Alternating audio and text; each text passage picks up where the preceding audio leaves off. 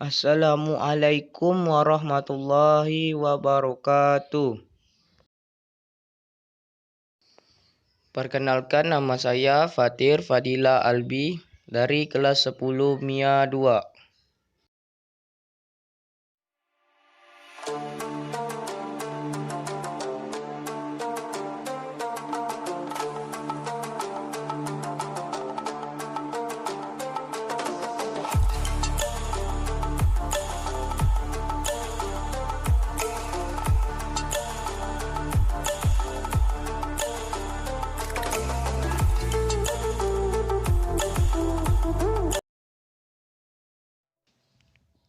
Pengaruh teknologi komunikasi terhadap kehidupan sosial. Akibat perkembangan teknologi informasi yang ada, keadaan sosial masyarakat mengalami perubahan. Akan tetapi, masih terdapat kesenjangan yang terjadi pada masyarakat di daerah terpencil. Jika dilihat secara keseluruhan, perkembangan teknologi informasi sangat berpengaruh terhadap kehidupan masyarakat. Beberapa kendala yang ditemui dalam proses pemberdayaan masyarakat dengan memanfaatkan teknologi komunikasi sebagai berikut. 1. Kesadaran masyarakat terhadap pentingnya informasi dan teknologi informasi di dalam kehidupan masa kini. 2. Sikap terhadap teknologi informasi yang belum positif. Masyarakat terbiasa hanya sebagai penerima informasi, bukan sebagai pengolahnya. 3. Penggunaan teknologi informasi belum merata dan mengakar dalam kehidupan masyarakat. 4. Penerapan budaya informasi belum didorong oleh pelembagaan atau kebijakan nasional. Untuk mengatasi kendala di atas, pemerintah melakukan beberapa langkah berikut.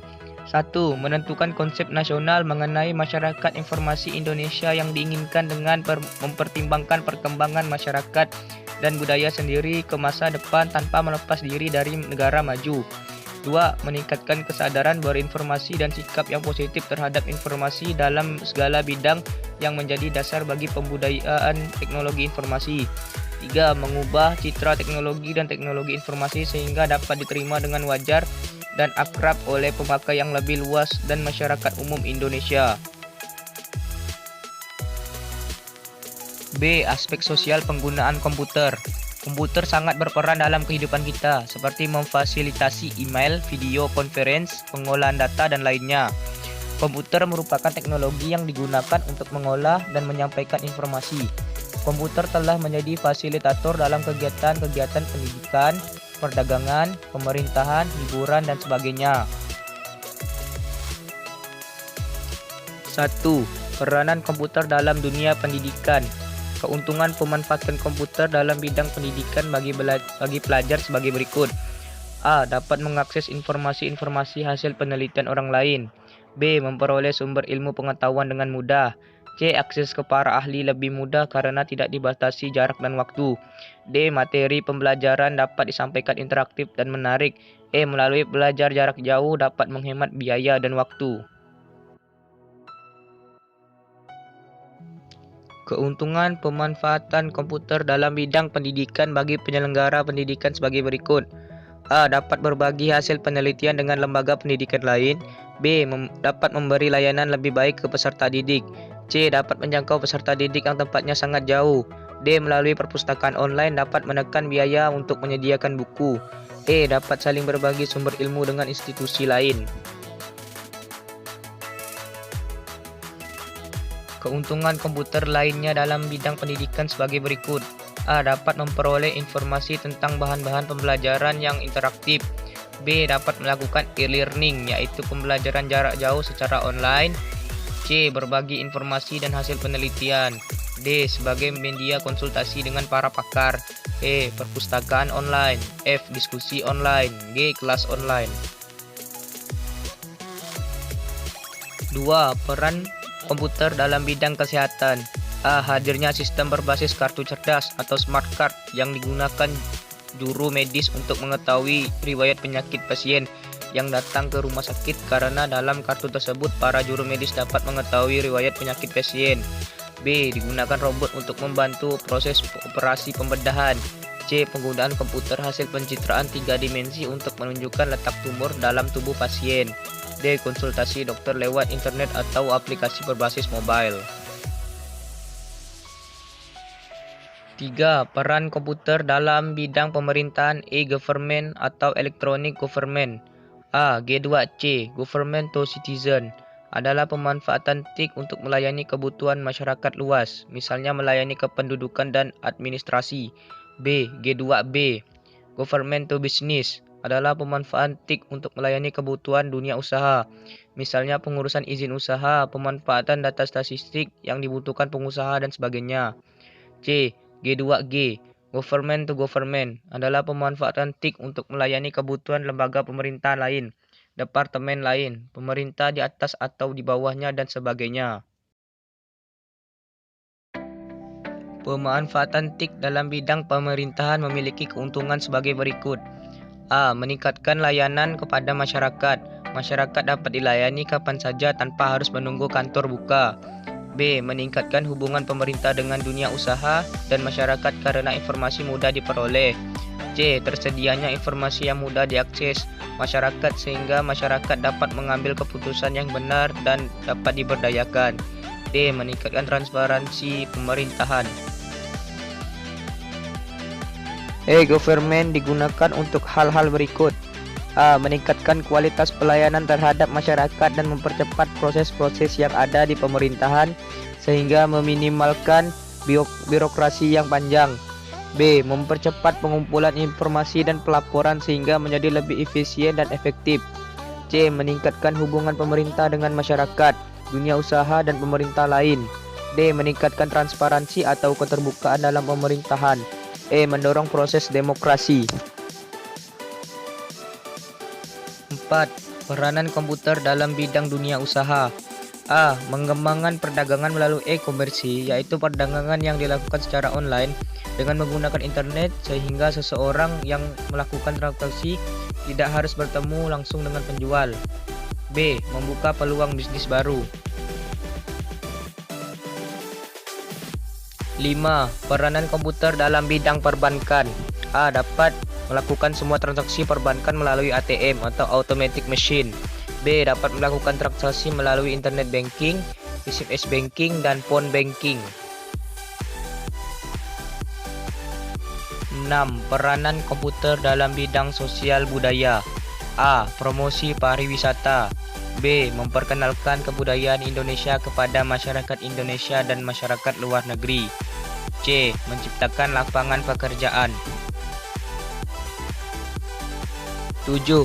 Peranan komputer dalam bidang jasa pengiriman. A. Dalam melakukan penyampaian pesan lebih cepat dan aman dengan memanfaatkan fasilitas internet seperti email dan chatting. B. Dalam jasa pengiriman berupa barang, memudahkan perusahaan dalam layanan jasa pengiriman seperti Tiki, JNE, dan DHL untuk melakukan pengadministrasian bagi barang yang akan dikirimnya, serta agar konsumen merasakan aman atas barang yang dikirimnya karena dapat dilacak secara real time atau online. 8. Peranan komputer dalam bidang olahraga. Digunakan untuk menampilkan tayangan serta informasi tentang olahraga melalui berbagai media informasi, baik yang bersifat internasional maupun nasional, seperti siaran langsung sepak bola Piala Dunia yang dilaksanakan di luar negeri dapat kita saksikan tanpa harus ke luar negeri. 9. Peranan komputer dalam bidang industri rekaman. Digunakan untuk membantu para pekerja televisi dan rumah produksi serta studi rekaman untuk melakukan kegiatan pekerjaan dengan memanfaatkan TIK, seperti mengambil rekaman, mengedit hasil rekaman, dan memproduksi hasil rekaman itu sendiri. C. Kasus-kasus sosial dari implementasi TIK. Penemuan dan penggunaan alat-alat teknologi informasi dan komunikasi selain mendatangkan manfaat, juga mendatangkan dampak-dampak negatif. Berikut beberapa kasus yang muncul dari penggunaan teknologi informasi dan komunikasi dalam berbagai bidang. 1. Kasus penggunaan teknologi informasi dalam kegiatan bisnis. Bagi dunia bisnis, saat ini telah memanfaatkan kemajuan teknologi informasi yang sudah pesat. Dengan teknologi yang berkembang secara pesat ini, banyak pelaku bisnis memanfaatkannya. Manfaat teknologi bisnis ini bukan hanya digunakan oleh pembisnis, melainkan semua orang bisa menggunakannya. 2. Kasus penyebaran berita hoaks di masyarakat. Perkembangan teknologi saat ini sudah merambah berbagai bidang kehidupan manusia. Salah satu bentuk dari perkembangan teknologi yang memiliki pengaruh besar adalah media sosial. Namun dalam perkembangannya, media sosial sering disalahgunakan untuk menyebarkan opini, berita, atau informasi yang mengandung kebohongan atau hoaks, pencemaran nama baik, ujaran kebencian, hingga ancaman. Dalam menghadapi banyaknya opini, berita, atau informasi yang diterima, masyarakat diharapkan dapat lebih siap, cerdas, dan bijak. Beberapa hal yang harus diperhatikan sebelum mempublikasikan sesuatu di media sosial sebagai berikut. A. Pastikan kebenaran informasi. B. Menghindari hal yang dilarang UU ITE. C. Menghadirkan nilai yang sesuai. D. Post dalam kondisi tenang. Hoaks dapat diidentifikasikan juga dengan beberapa hal berikut. A. Beritanya berasal dari sumber yang belum jelas atau tidak dapat dipercaya. B. Gambar, foto, atau video yang dipakai merupakan rekayasa. C. Menggunakan kalimat yang provokatif. D. Mengandung unsur politis dan sara. 3. Kasus penggunaan gadget pada anak usia dini. Masa usia dini adalah masa bermain dan bersosialisasi dengan lingkungan sekitarnya. Anak-anak Indonesia memiliki tingkat bermain paling rendah dibandingkan dengan anak-anak dari negara lain, seperti Jepang, Thailand, dan Vietnam.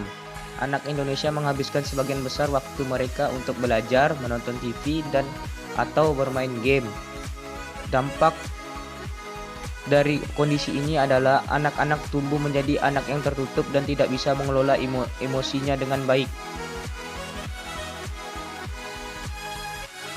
Anak yang sering menggunakan gadget akan cenderung memiliki sikap dan tingkah laku berikut. A. Anak cenderung tenang dan diam selama bermain gadget sendiri. B. Anak cenderung rebutan dan sulit mengalah saat bermain game bersama. Anak cenderung menunda kewajiban rutinnya seperti makan, mandi, tidur, dan belajar ketika sudah bermain gadget. D. Cenderung tidak peduli dengan situasi di sekitarnya dan asik sendiri. E. Anak tidak suka jika diajak kegiatan di luar rumah dan selalu ingin cepat pulang agar bisa bermain gadget. 4. Kasus-kasus dari penggunaan media sosial. Media sosial sudah menjadi candu yang harus dimiliki setiap orang. Dengan adanya sosial media tersebut, masyarakat akan semakin dimudahkan dalam berbagai bidang aktivitasnya, terutama aktivitas dalam menjalin komunikasi. Adapun dampak-dampak yang ditimbulkan dari adanya media sosial sebagai berikut. A. Menurunnya tingkat kesehatan. Jika sudah terlalu asyik bermain media sosial, mata Anda akan selalu terpaku kepada layar smartphone, yang tentu akan mengganggu kesehatan mata. Penggunaan smartphone saat di jam-jam tidur akan menyebabkan obesitas karena paparan sinar biru dari smartphone dapat meningkatkan hormon ghrelin yang berfungsi memberi sinyal lapar pada tubuh seseorang. B. Memungkinkan menjadi seseorang yang individualistis. Inilah hal yang sering kita lihat di sekeliling kita karena sudah banyak ditemui orang-orang yang asik sendiri dengan gadgetnya. Jika seseorang terlalu menikmati dengan adanya media sosial ini, sifat individualis lambat laun akan muncul. C. Menimbulkan sikap acuh terhadap orang-orang di sekeliling. Dampak dari individualis penggunaan media sosial juga menjadikan seseorang lemah dalam bersimpati, bahkan berempati terhadap keadaan sekelilingnya karena perhatiannya akan selalu tertuju pada layar smartphone-nya. D. Terjadinya cyberbullying. Cyberbullying merupakan bentuk kekerasan di internet yang dilakukan atau dialami oleh seseorang, terutama anak-anak remaja. E. Maraknya kejahatan yang berasal dari media sosial. Kita mungkin sudah sering mendengar kabar berita tentang kasus kejahatan yang berawal dari media sosial ini. Di antaranya kasus penculikan, pemerkosaan, hingga pembunuhan. Inilah dampak negatif yang cukup parah dari media sosial. Dan dampak positifnya adalah Anda bisa lebih selektif untuk menjalin pertemanan jika baru mengenalnya melalui media sosial. F. Menurunkan produktivitas. Tentu penggunaan media sosial yang berlebih akan membuat penggunanya enggan untuk melakukan hal-hal lain yang lebih bermanfaat dan bisa dilakukan. G. Bisa melalaikan sesuatu yang menjadi kewajiban. Seseorang tentu mempunyai kewajiban yang seharusnya bisa disegera dilakukan. Media sosial tentu berperan untuk membuat seseorang menunda pekerjaannya. H. Menghambat mimpi dan cita-cita. Untuk mencapai tujuan kita akan terhambat dikarenakan seseorang tersebut telah berada di zona nyaman dan membuatnya enggan bergerak. I. Maraknya informasi kebohongan. Informasi-informasi yang berupa kebohongan ini seringkali kita menyebutnya dengan hoak. J. Melabilkan emosi. Emosi seseorang akan cenderung terganggu ketika melihat sesuatu berita dan tulisan yang tidak sesuai dengan perasaan orang tersebut. K. Membuat hidup lebih konsumtif.